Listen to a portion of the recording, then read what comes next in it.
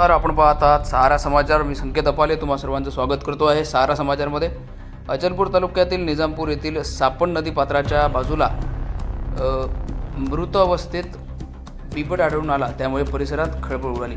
सविस्तर वृत्त असे की आज अचलपूर तालुक्यातील निजामपूर येथील सापण नदी पात्रात लागून असलेल्या एका झाडाच्या खाली बिबट हा मृत अवस्थेत आढळून आल्याने परिसरामध्ये खळबळ उडाली. बिबटला पाहण्याकरिता परिसरातील नागरिकांनी मोठ्या प्रमाणात गर्दी केली. वन विभागाला माहिती होताच वन विभागाचे कर्मचारी घटनास्थळी दाखल झाले.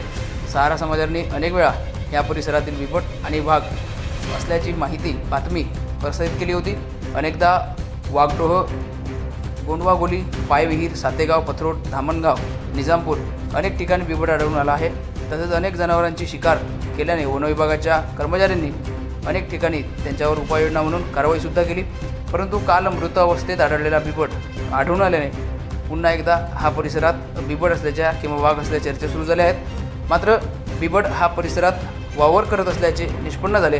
तसेच बिबट हा नैसर्गिकरित्या मरण पावला की त्याला मारण्यात आले यावर परिसरात तर्कवितर्क जुडले जात आहेत.